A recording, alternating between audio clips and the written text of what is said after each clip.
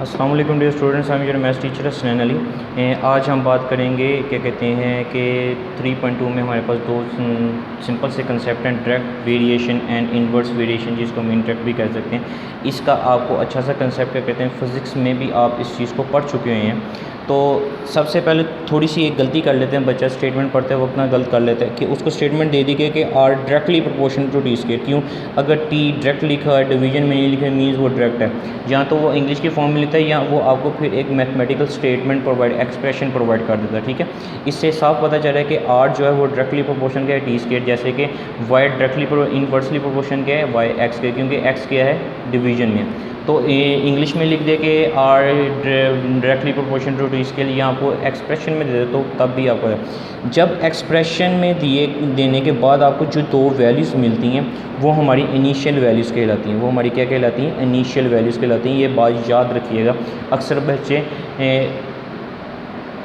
गलत वैल्यू लेके आपके अपनी ना वो फर्स्ट इक्वेशन बनाते हैं। तो याद रखने, एक्सप्रेशन डील करने के बाद प्रोपोर्शनलिटी इंट्रोड्यूस कर, जैसे ही इंट्रोड्यूस होगी क्वेश्चन, उसके बाद जो दो वैल्यूज़ आएंगी, तीन या जो भी वैल्यूज़ आएंगी, वो आपकी इनिशियल वैल्यूज़ कहलाती हैं। तो मेरे पास क्या हल करते हैं इसको, आर प्रोपोर्शनलिटी टी। अब इसकी मैं जो एक जनरल इक्वेशन बनाऊंगा तो वो मेरे पास क्या बन जाएगा, ये आर इज़ इक्वल टू के टी। ठीक है, ये मेरे पास जनरल इक्वेशन है। हमने जस्ट प्रोपोर्शनलिटी का साइन ख़त्म करके हमने दो चीज़ें शिफ्ट करनी होती हैं, एक इक्वलिटी का सिंबल और क्या कहते हैं, एक कोफिशिएंट ऑफ प्रोपोर्शनलिटी। कोफिशिएंट कुछ भी हो सकता है, वो के अलावा हम जैसे फिजिक्स में भी देते हैं, ज़्यादातर हम के ही कंसीडर करते हैं, तो के अलावा कुछ भी हो सकता है। तो ये मेरे पास आ गया। अब जो इनिशियल वैल्यूज़ का काम सिर्फ इतना सा है कि आपने इस इक्वेशन 1 में ना पुट करके हमने के की वैल्यू फाइंड आउट करने के, कोफिशिएंट ऑफ द प्रोपोर्शनलिटी की वैल्यू क्या है। तो आर की जगह मेरे पास 8 आ जाएगा।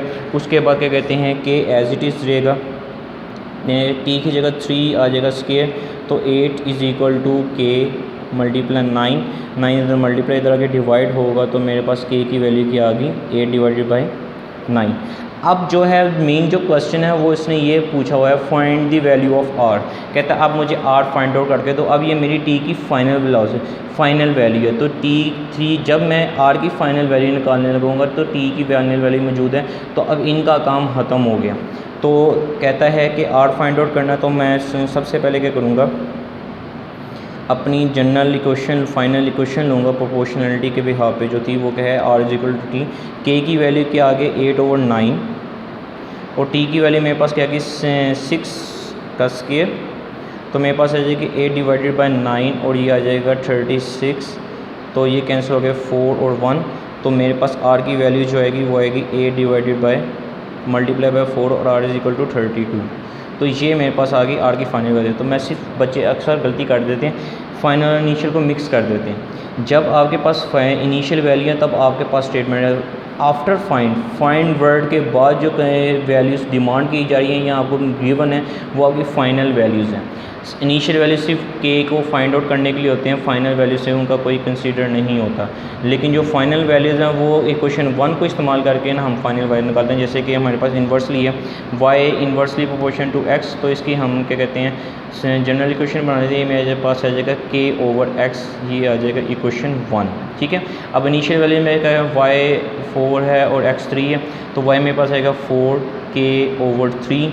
तो 3 इधर डिवाइड है, उधर जाके क्या जाएगा मल्टीप्लाई, के आ गया। तो मेरे पास आ गई के की वैल्यू, वो क्या है 12। ये मेरे पास क्या आ गई, के की वैल्यू।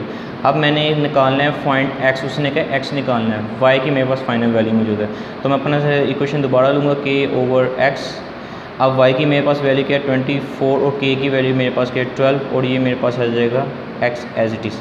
ये मेरे पास वैल्यूज़ आ गई।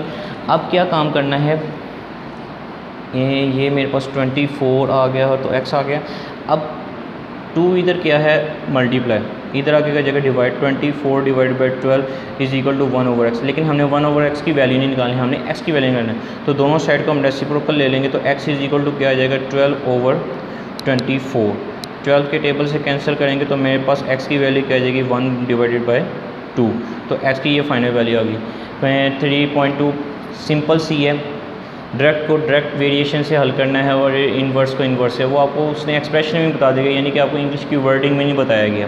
तो सिंपल सा कंसेप्ट है, इसको याद कर लें। इस तरह के छोटे छोटे क्वेश्चन आपसे पूछे जा सकते हैं एमसीक्यूज़ में, कोई इतने लेंथी क्वेश्चन नहीं है। ठीक है, ओके जी, अल्लाह हाफिज़।